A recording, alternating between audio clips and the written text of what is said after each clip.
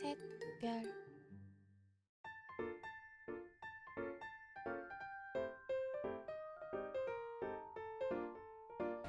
Bismillahirrahmanirrahim. Assalamualaikum warahmatullahi wabarakatuh. Hai sahabat Anwar Rashid, selamat datang kembali di segmen Arabic Corner. Nah, pada pertemuan sebelumnya kita sudah membahas tentang pembagian kata dalam bahasa Arab. Atau pembagian kalimat. Khususnya kita membahas tentang isim. Nah, sebelum kita lanjut ke materi berikutnya, kita bahas dulu soal evaluasi yang sudah saya tuliskan di akhir video kemarin. Nah, di mana teman-teman diminta untuk menentukan mana yang termasuk ke dalam isim. Oke, kita bahas di sini ya jawabannya. Teman-teman bisa perhatikan dulu untuk soal yang pertama. Muhammadun yuridu ayaktuba darsa. Bisa dilihat kata yang bergaris bawah ya. Nah, inilah yang dikategorikan ke dalam isim. Kita bahas di sini. Kenapa kata berikut dinamakan dengan isim? Muhammadun. Muhammadun dikategorikan ke dalam isim karena masih ingat tidak ya ciri isim? Yaitu berharokat tanwin. Nah, Muhammadun ini harokatnya tanwin, maka dia termasuk ke dalam isim.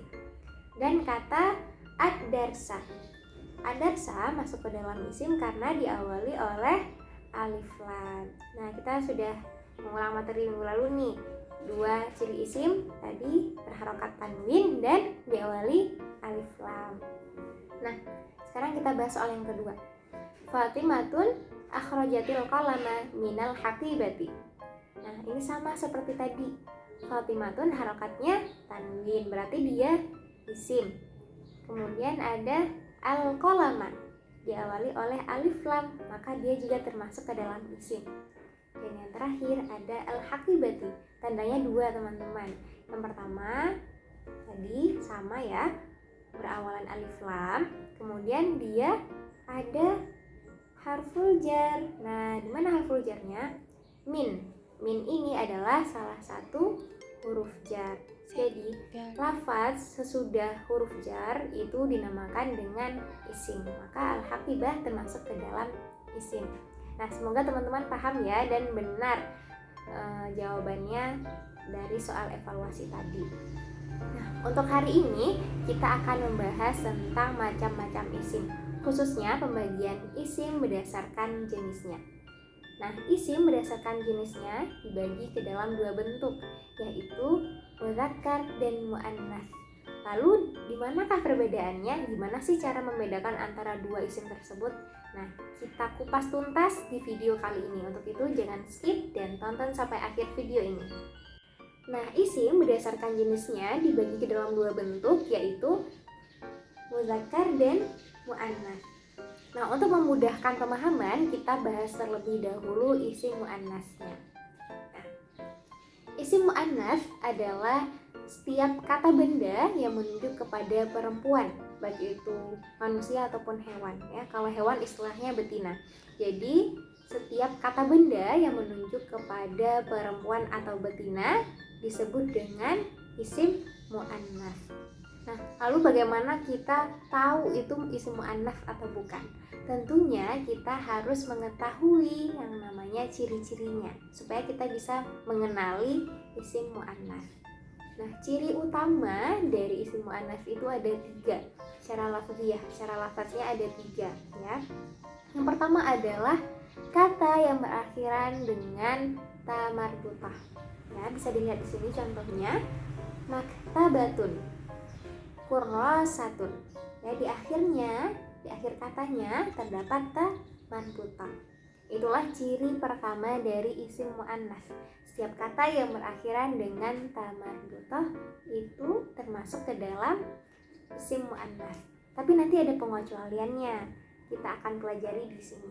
Nah, kemudian ciri yang kedua adalah terdapat alif maksurah di akhir kata. Yang mana alif maksurah? Gampangnya adalah ia yang tidak ada titiknya. Itulah alif maksurah. Contohnya bisa dilihat di sini. Kubra, sughra. Ya, ini ada ya tidak ada titiknya. Inilah alif maksurah. Jadi setiap kata yang berakhiran alif maksurah itu dikategorikan ke dalam muannats. Dan ciri yang terakhir, ciri yang ketiga, yaitu terdapat alif mamdudah di akhir kata. Alif mamdudah itu adalah huruf alif, kemudian ada hamzah di depannya. Nah, contohnya seperti ini. Bayda'u, hamra'u. Nah, ini yang di akhir ini disebut dengan alif mamdudah. Jadi, itulah ciri utama dari isim mu'annas. Ada 3. Nah, selain 3 ciri di atas, ada beberapa kriteria yang dikategorikan ke dalam isim mu'annas. Nah, kita akan bahas di sini. Kita lihat, kriteria yang pertama adalah nama perempuan. Jadi, setiap nama perempuan itu dikategorikan ke dalam isim mu'annas. Contohnya misalnya Aisyah, ya, Fatimah, Khaira, Hindun, Zainab, itu dikategorikan ke dalam mu'annas meskipun tidak ada ta marbutah, tidak ada alif maksurah, tidak ada alif mamdudah. Tapi karena dia nama perempuan, nama yang digunakan untuk perempuan, maka dia dikategorikan ke dalam isim mu'annas. Nah, oke, kategori yang kedua, kriteria yang kedua adalah kata yang pada hakikatnya memang perempuan. Nah, maksudnya gimana nih? Nah, kita lihat. Hakikatnya memang pada dasarnya dia perempuan, ya. Contohnya adalah ummun, ya, ibu. Nah, ibu kan tidak mungkin laki-laki, pasti perempuan. Jadi, kata yang pada hakikatnya memang mempresentasikan gender perempuan, ya, itu dikategorikan ke dalam isim mu'annas, ya. Ukhtun, saudari perempuan, ya, kakak perempuan. Kemudian amatun, bibi, jaddatun, nenek, itu dikategorikan ke dalam isim mu'annas. Kemudian kriteria yang selanjutnya adalah benda yang berpasangan. Jadi setiap benda yang berpasangan di dunia ini disebut dengan isim mu'annas, dikategorikan ke dalam isim mu'annas. Contohnya, yadun, tangan. Tidak ada ta marbutahnya, tidak ada alif maksurahnya, tidak ada alif mamdudahnya, tapi karena dia berpasangan, itu dimasukkan ke dalam isim mu'annas. Jadi yadun, tangan, masuk ke dalam mu'annas. Ainun, mata. Rijlun, kaki. Kemudian na'lun, sendal. Khidaun, sepatu. Langit, bumi, ya. As-sama'u al-ardu, itu masuk ke dalam mu'annas. Kemudian surga dan neraka, al-jannatu wan naru, itu juga dikategorikan ke dalam mu'annas. Jadi setiap nama surga dan nama neraka itu masuknya mu'annas. Terus kriteria yang selanjutnya adalah nama tempat, ya. Nama negara, nama suku, nama kota itu masuk ke dalam isim mu'annas. Contohnya Yogyakarta, Indonesia, Aceh, Misrul, itu dikategorikan ke dalam isim mu'annas. Nah, kriteria terakhir dari isim yang dikategorikan ke dalam mu'annas adalah jamak taksir yang tidak berakal. Jamak taksir itu apa sih? Nah, jamak taksir adalah kata benda plural atau benda yang jumlahnya lebih dari 2, yang bentuk jamaknya tidak beraturan, polanya tidak beraturan. Itulah jamak taksir. Nah, jamak taksir adalah jamak yang polanya tidak beraturan. Nah, jamak taksir yang tidak berakal itu dikategorikan ke dalam isim mu'annas. Contohnya, qalamun. Qalamun ini sebenarnya termasuk ke dalam mudzakkar, tapi untuk jamaknya, qalamun jamaknya adalah aqlamun, pulpen-pulpen. Aqlamun ini dikategorikan ke dalam mu'annas. Kenapa? Karena aqlamun adalah jamak taksir dan dia tidak berakal. Nah, contoh lainnya adalah jabalun, ya, jamaknya jibalun. Nah, jibalun ini termasuk ke dalam mu'annas. Nah, demikianlah ciri-ciri dan kriteria yang dikategorikan ke dalam isim mu'annas. Semoga teman-teman paham ya. Nah, selanjutnya kita akan bahas tentang isim mudzakkar. Isim mudzakkar adalah isim yang menunjuk kepada laki-laki atau jantan. Nah, jantan itu untuk hewan, ya.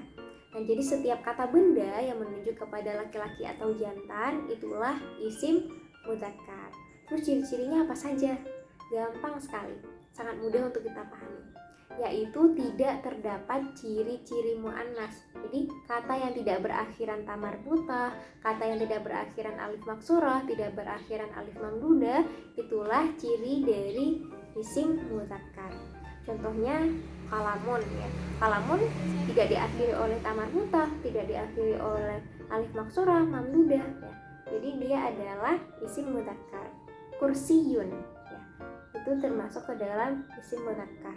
Kemudian maktabun ya. Itu juga termasuk ke dalam isim mudzakkar. Intinya tidak berakhiran ta marbutah, tidak berakhiran alif maksurah, tidak berakhiran alif mamdudah. Nah, itulah ciri-ciri dari isim mudzakkar.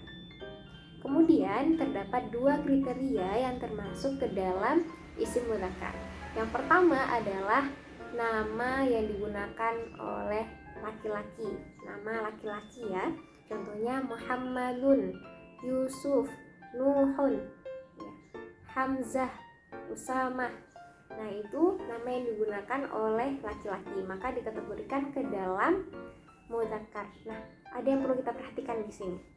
Untuk nama Hamzah dan Usamah, meskipun dua nama ini diakhiri oleh ta marbutah yang sebenarnya adalah ciri dari isim muannas, namun dua kata ini tidak dikategorikan ke dalam muannas. Kenapa demikian? Karena ini adalah nama yang digunakan oleh laki-laki. Jadi inilah yang dimaksud dengan pengecualian ta marbutah yang disampaikan di awal video tadi.